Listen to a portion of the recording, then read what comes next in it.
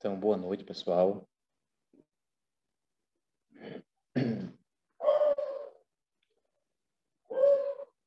Espero que vocês estejam bem, apesar dos pesares, né?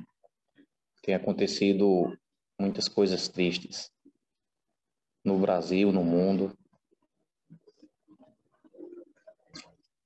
E é nossa função entender e tentar mudar essa realidade.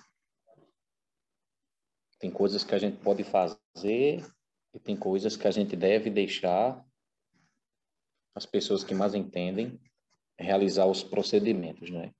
Mas aquilo que nos cabe é nossa obrigação fazer. Recentemente eu estava conversando com uma pessoa e a pessoa contando que tem facilidades, por exemplo, de lidar com determinadas situações que para outras pessoas, determinadas situações são muito difíceis. Aí eu fiquei pensando, né? Por que será que é tão difícil para um? Por que será que é difícil para um, não é difícil para o outro? E sempre que a gente tiver...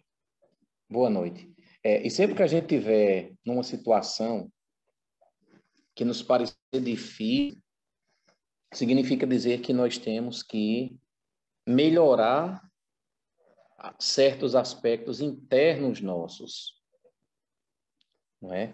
A gente precisa ver de que maneira determinada situação está mexendo com o nosso mundo interno. Por que será que a gente está reagindo de uma determinada maneira a uma situação que se apresenta? E uma outra pessoa, por exemplo, não está reagindo da mesma forma, não é?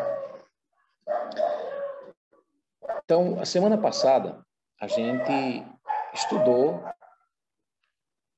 3 passos do Zazen, né? Ou os 3 passos, mais 3 passos do boi. O último passo que a gente viu foi o passo 7. No 7º passo do boi, a gente viu que o praticante, ele tem a capacidade de provocar a experiência iluminada, de ter aquela experiência de Kensho, uma experiência de iluminação. Então, ele consegue.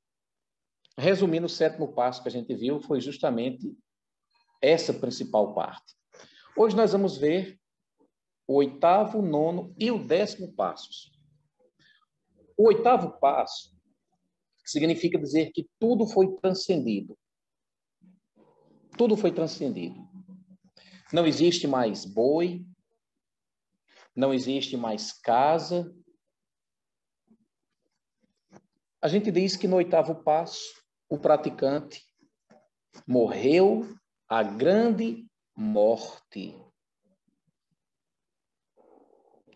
Ele morreu a chamada morte fundamental. Aquela falsa ideia de separatividade, eu e o outro somos duas coisas totalmente diferentes, eu e o mundo somos separados, essa ideia de separatividade se esvai no 8º passo. No 8º passo, o praticante agora se percebe um com o todo.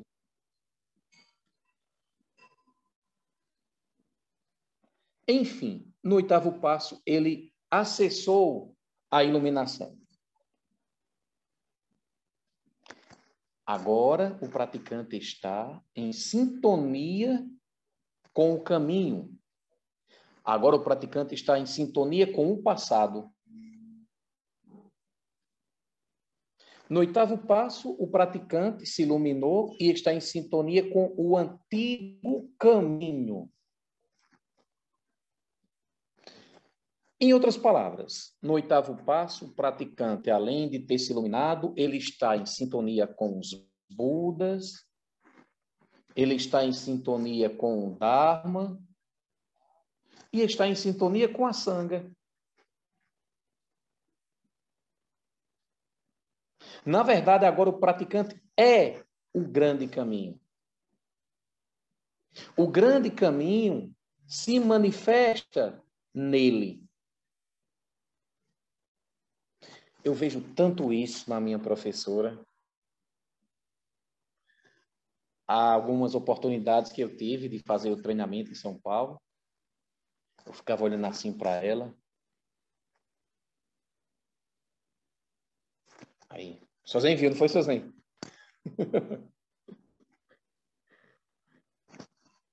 E é justamente isso que eu vejo nela, você está entendendo? Eu vejo na monja Koen, na Koen Hiroshi, um antigo caminho. Quando eu a vejo, eu vejo os Budas nela. Eu já falei uma vez aqui, quando eu a vi pela primeira vez, eu cheguei lá, né? Todo nervoso, né? Ansioso. Ia receber os preceitos. E ela tinha saído para passear com os cachorros. E aí passou um tempinho, ela chegou. Aí eu olhei. Ela passou, é você que é o Jogli? Eu disse, sim, Hiroshi. E quando ela passou assim com os cachorrozinhos, parecia que os Budas, os seres iluminados a acompanhavam. Para mim, é a melhor representação de um Buda vivo. Então, esse é o 8º passo. O praticante ele se iluminou e o grande caminho se manifesta nele. Na verdade, no 7º passo, eu tinha falado para vocês, a semana passada, que o praticante ele já avistava a lua. E a lua que aquele praticante avistava, na verdade, era o vazio. Já era a experiência iluminada que ele estava, aos poucos, se aproximando. E quando a gente fala vazio, não quer dizer que nada existe. Quando a gente fala vazio, não quer dizer que vem tudo da nossa cabeça. Quando a gente fala vazio, não quer dizer que é tudo uma grande ilusão. Isso não é vazio. Aqui já daria uma outra análise. O que de fato tem acontecido? 8º passo, o praticante se iluminou, ele agora é um com o todo, ele é o caminho se manifesta nele. Agora, o praticante chegou até aqui, no 8º passo, porque ele tinha uma busca. Ele tinha uma grande questão. Lembra que no primeiro passo eu falei que muitas vezes nós temos algumas questões existenciais e que essas questões existenciais nos faz procurar determinadas possibilidades.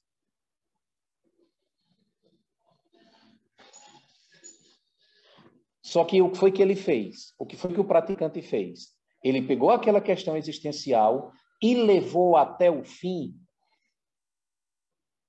Lógico que para chegar até o fim, ele teve o quê? Ele teve que contar com a determinação. Então, o praticante chegou até o 8º passo, ele conseguiu a iluminação, porque ele também tinha um grande desprendimento. Ou seja, o praticante, ele conseguia deixar com que as situações chegassem e fossem embora. O praticante conseguia deixar ir determinados fatos, soltar os fatos. O praticante ele conseguiu vivenciar o momento presente da maneira como aquilo chegava até ele, sem se deixar levar por uma base contaminada. Pelo contrário, ele trabalhou a base contaminada, por exemplo, ele trabalhou os 3 venenos, raiva, ganância e ignorância, nas situações que se apresentavam na vida dele durante muito tempo.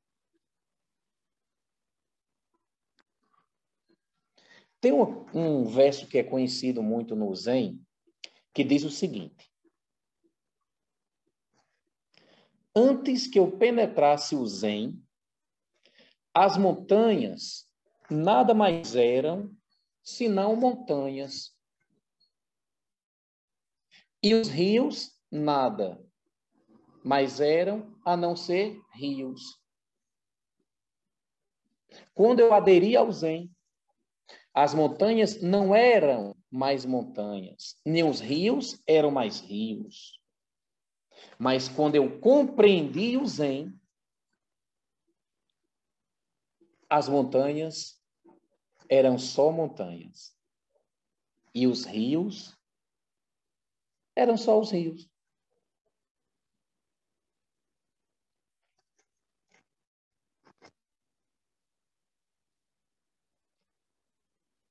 Você pode estar se perguntando, o que foi que aconteceu com aquele praticante? Aquele praticante lá do início, do primeiro passo. Ele sumiu, foi? Ele desapareceu? Não. O praticante do primeiro passo é esse que chegou no oitavo. Porém, o que aconteceu foi que ele passou por um processo de transformação. Um processo de limpeza das suas emoções, das suas percepções e também das relações em que ele vive. Ou seja, o praticante agora iluminado vai manter suas relações de uma outra perspectiva, de uma maneira libertadora, para si e para os outros. E esta perspectiva aberta e libertadora nos faz perceber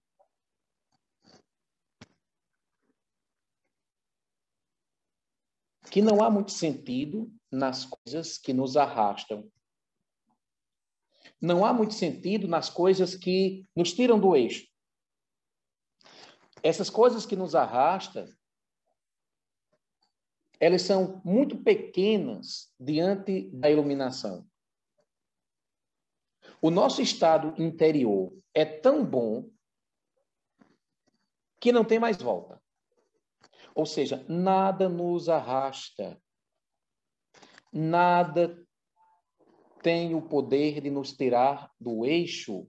Não quer dizer que a gente vai se tornar uma pessoa insensível. Não. As coisas vêm, nós sentimos o que as coisas estão deixando o seu recado, mas a gente não cai.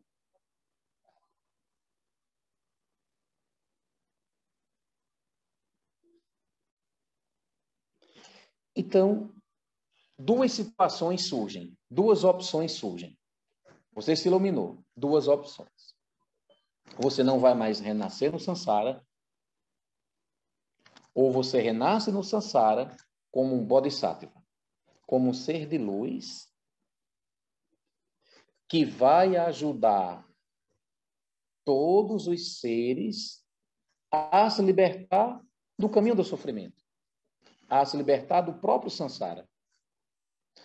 Só que você renasce no Sansara, mas você não usa necessariamente os mecanismos do Sansara. Porque, na verdade, agora o praticante ele superou o ego. E quando o praticante superou o ego, sabe o que acontece? Eu vou ler aqui uma coisinha. Uma das coisas que acontece. Olha só. No momento em que o ego aparece, surgem as circunstâncias. Quando o ego se esfumam as circunstâncias. Preste atenção. A gente está numa situação. Quando o nosso ego fala muito alto, a gente engancha naquelas situações, positivo ou negativamente. Mas se a gente está numa situação e o nosso ego ele está quietinho, as coisas não têm o poder de enganchar na gente. A gente tem até o poder de escolha de como se relacionar com aquilo que chega até nós. Continuando com o texto. A subjetividade e a objetividade se acompanham mutuamente.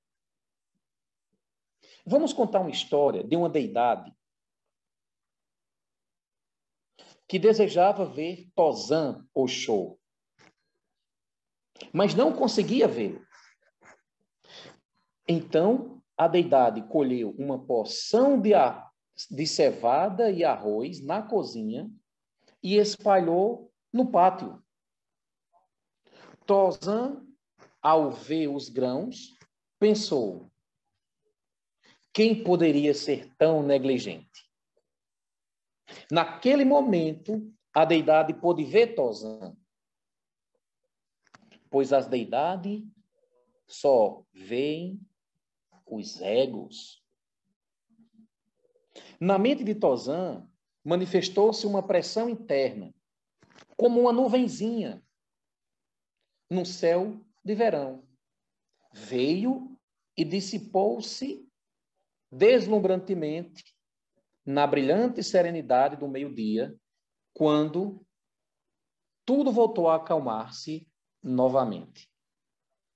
Essa história tenta nos mostrar que Tauzan, tendo-se iluminado, não era mais movido pelos pensamentos. Dessa maneira, era invisível para as deidades.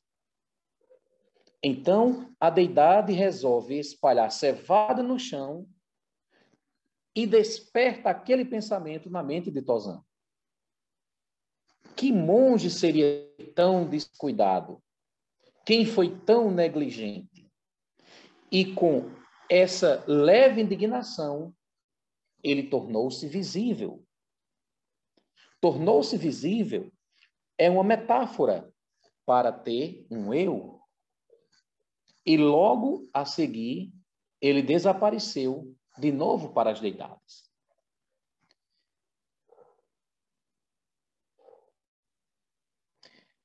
Esse verso que eu acabei de ler, tem no site do daicem.org.br. Certo? Lá tem um texto completo. Então, o que foi que aconteceu? O praticante superou o ego. Ele superou as identidades. Ele conseguiu a completa iluminação. Antigamente, o que acontecia era assim. Eram apenas 8 passos. Porém, alguns mestres zen colocaram 2 passos. Então, ao invés de 8, 10 passos. Tanto é que no 8º passo está escrito o seguinte: não se detenha com prazer no lugar onde o Buda mora. Eita! Não se detenha com prazer no lugar onde o Buda mora. Essa frase já dá uma ideia do que vai vir pela frente. Essa frase que eu estou dizendo, não se detenha com prazer no lugar onde o Buda mora, passe rapidamente no lugar onde Buda mora, significa dizer o seguinte: praticante que se iluminou, não pare por aí, não dê as costas à coletividade. Lembre-se que um dia todos já foram seu pai, sua mãe, seus irmãos. Por isso, praticante, pense no sofrimento dos outros seres e retorne, ajude os outros seres a se libertarem também. Dedique sua vida, dedique seu tempo a fazer com que as pessoas vejam, pensem e se relacionem com a realidade de maneira iluminada.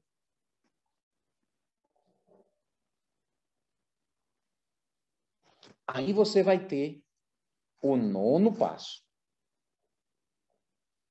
O 9º passo, o título é Voltando à Fonte. No 9º passo, você tem uma imagem que é a seguinte: uma árvore que cresce junto a um rio. Neste passo ocorre uma espécie de ressurreição. O praticante renasceu. Agora o praticante renasce não por uma questão kármica. O praticante renasce não por uma questão de apego e aversão. Não. O praticante agora vai renascer e viver a partir de outros paradigmas. O praticante, depois que se iluminou, ele vai começar a ver uma dimensão que antes ele não via. Ele começa a ver uma dimensão que antes estava oculta.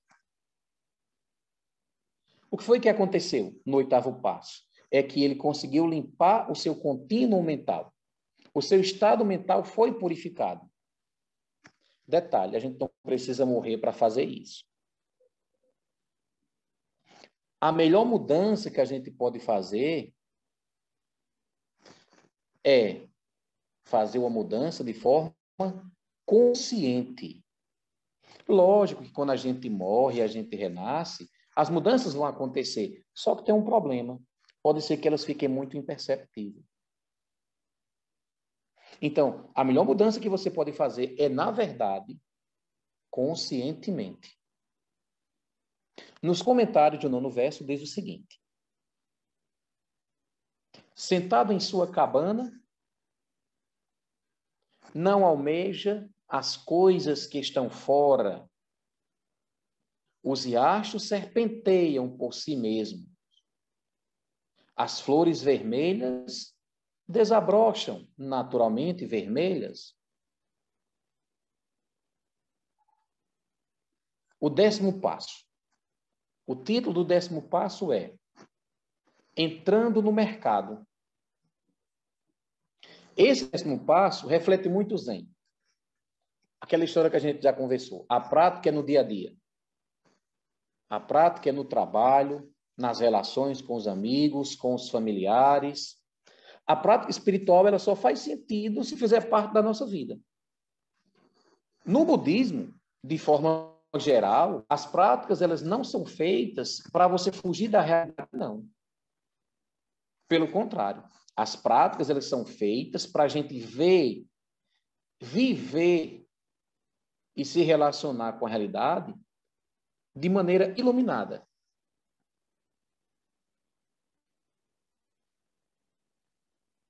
Então, no 10º passo, tem uma coisa importante que é a seguinte.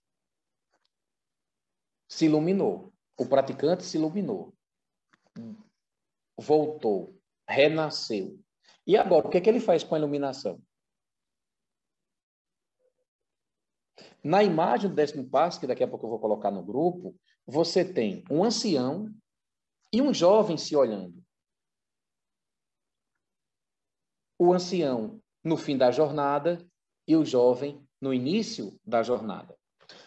O ancião, aquele praticante inicial, ele agora ele ressurge com os pés descalços, roupas velhas, esfarrapadas, empoeiradas, e usa uma bolsa nas costas. Alguns objetos, uma garrafa para tomar uma água, para tomar um vinho, quem sabe. E ele tem um sorriso no rosto.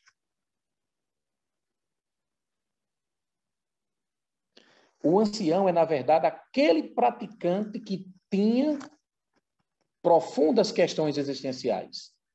E ele agora decide ir ao mercado. Só que agora ele vai ao mercado com as mãos abertas. Ele não tem nenhum ornamento, nenhum adereço, nenhum enfeite nele. Ele não tem nenhum poder sobrenatural. Ao longo de sua vida, ele já foi muitas vezes ao mercado. Porém, agora, ele vai ao mercado e ele se sente parte integrante de tudo o que existe. Por isso, ele vai aos bares, ele vai aos quiosques, ele bebe com os homens comuns, ele conta piadas, dá risadas, dá gargalhadas.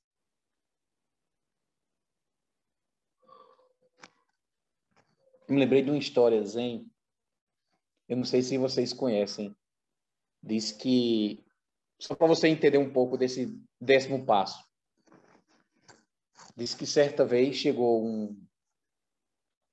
um praticante e foi perguntar ao monge, monge, me ensina o caminho da eternidade? Aí o monge olhou assim para ele, aí não respondeu, sabe? Aí o rapaz insistiu na pergunta, perguntou de novo, aí disse, monge, me ensina o caminho da eternidade? A monge disse, não beba, não faça sexo, não coma comidas gostosas, Aí o jovem perguntou, e vai funcionar? Aí o monge disse, não, mas vai parecer uma eternidade.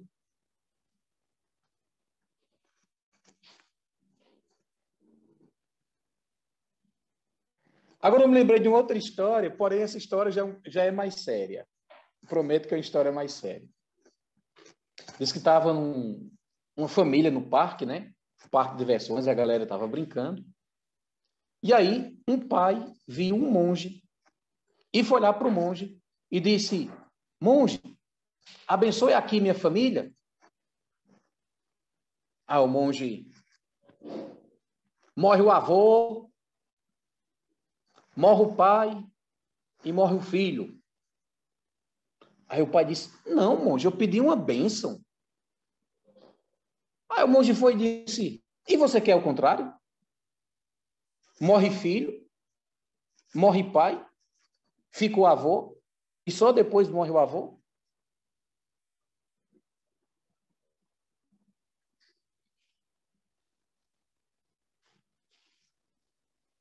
Então, no 10º passo, o praticante ele se apresenta como sendo um igual. Ele se apresenta como sendo um igual e, aliás, muitas vezes, até inconscientemente, o objetivo é fazer com que as pessoas vejam o aspecto iluminado da realidade. No 10º passo, o praticante quer fazer com que as pessoas despertem, quer fazer com que as pessoas não durmam. Não deixe o tempo passar à toa. Acordem. E fazer com que as pessoas despertem é o que há de mais nobre na humanidade.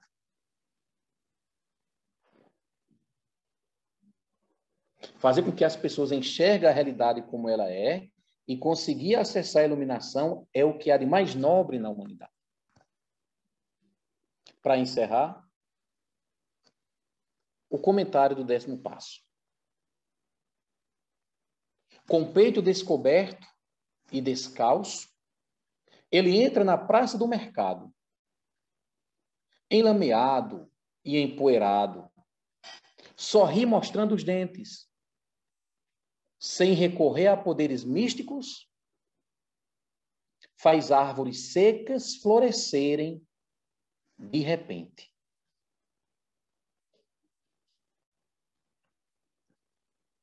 Esse é o Dharma, que faz folhas secas e sem vida brotarem novamente. Que os méritos de nossa prática se estendam a todos os seres, que possamos nos tornar o caminho iluminado. Que as folhas secas e sem vida possam brotar.